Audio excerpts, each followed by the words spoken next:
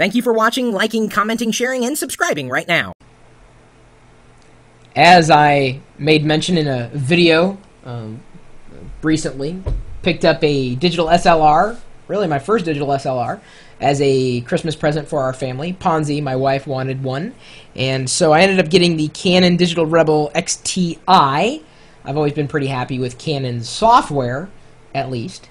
And so I thought, well, why not give this new one a shot? A lot of our photography friends are Canon fans, so just in basic playing around with it, seems like a really good camera, very lightweight, which I was very happy to hear about. So, without further ado, I've got a top 5 accessories list for your digital SLR. This list was submitted by Calvin Chu. Calvin, appreciate the top 5 list. Here we go. Just watched your video about your new Rebel XTI. Congrats. I remember when I made the jump and it was great. An enthusiast in photography. He says he's no pro, probably like me, a prosumer. I shot with a point-and-shoot camera for a while, and then when a friend suggested I take the plunge, step further and invest in a DSLR. I thought I'd suggest 5 things that I found helpful as a DSLR owner. That's a digital single-lens reflex. An SLR would be a single-lens reflex camera, just without the digital part.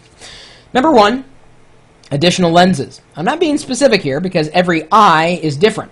I like landscape shots, so my wide-angle lens hogs my Canon body a lot. It always helps to carry more than one lens at a time. You never know when you need that telephoto moment or that wide angle when you just can't step back any further. Assuming you're going to stick with Canon lenses, be mindful of the difference between EF lenses on an EFS body. But you can't fit EFS lenses on a full-frame body. So if further down the line you trade that Rebel XTI in for a full-frame model, those EFS lenses won't work. I didn't even know that. This is an amazing tip, and I got it for free. Thank you, Calvin. Thank you so much. Also, Canon doesn't ship lens hoods with their lenses that aren't part of the L range. So you're going to have to buy a separate lens hood for that lens if it's not an L, which stands for luxury, model. IS, image stabilization, is another feature to look out for on lenses if you find out you have more shaky hands than you realized. Since the body, that's the part of the camera that isn't the lens, obviously, doesn't have this, the technology in any IS you get will be from the lenses. The benefit of this is that you can see the IS effects through the viewfinder. That's also good to know. Number 2, battery grip. Picture the scene. Your baby is in Ponzi's arms and about to yawn for the first time. You reach out for your camera and attempt to snap this amazing moment only to find that the battery is dead. Not that this happened to me, but you can imagine you'd be pretty livid if this were to happen, regardless of how you organized you are with batteries, which is why I recommend a battery grip for your Rebel XTI. Well, of course, a battery grip for any camera. Not only can you store 2 batteries worth of power within the grip, but it also allows you to hold your camera vertically much easier and has additional controls when holding it in that position. The official Canon model is the BG-E3, but if you find that too pricey, there are some other ones out there which are basically the same, but don't sport the Canon name, unbranded if you will. Number 3, flash gun and diffuser. While the flash is acceptable on the camera itself, it can never fully compare to a proper flash gun. With one, you can adjust the angle so you can bounce the flash off of walls or a ceiling for a less direct flash. This is a great tip for any photographer. Or, even better, use an off-shoe camera cord and manually control the direction of the flash with your hand off camera. Take a look at the offerings of Canon's Speedlight range. They're sure to get you going a bit.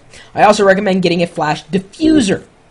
And basically, that's a small device which softens the flash from the flash gun, which is especially useful if you need that direct flash but don't want the harsh shadows that go with using a flash.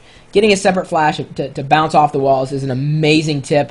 I've used it before. I've used wax paper over my real flash to kind of keep it from being as, well, as he notes, as heavy on the shadows, which happens when you use the flash on camera.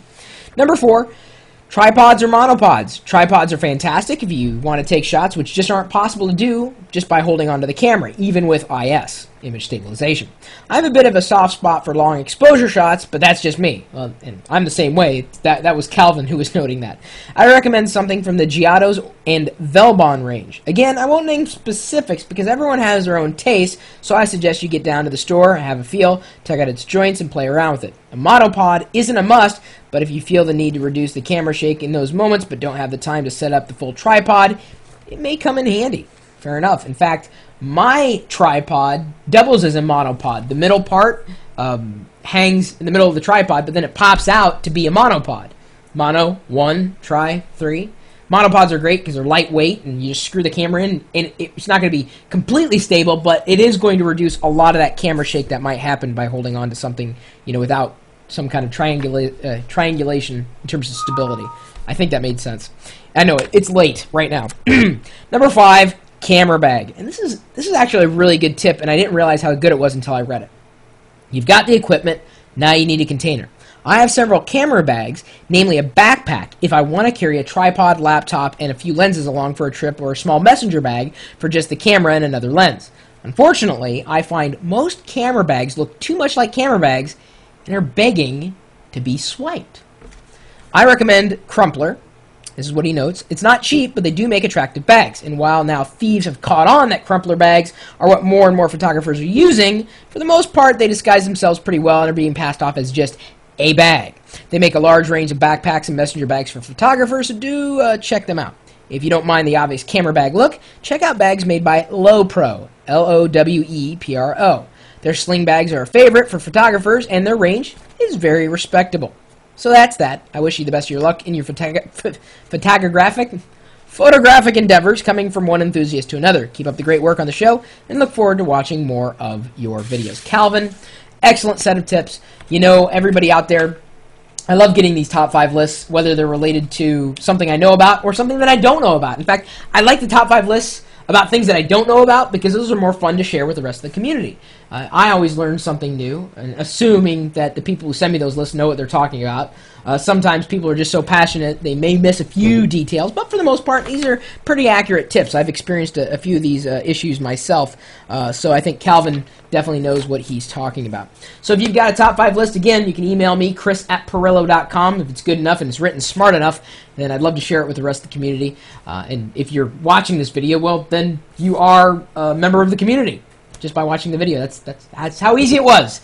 But of course, if you want to take part in the chat room over here, see there's been chatters chatting live because they're watching this live on the internet. We're streaming video and audio live every single day. We're doing it right now. You didn't even know it, I bet.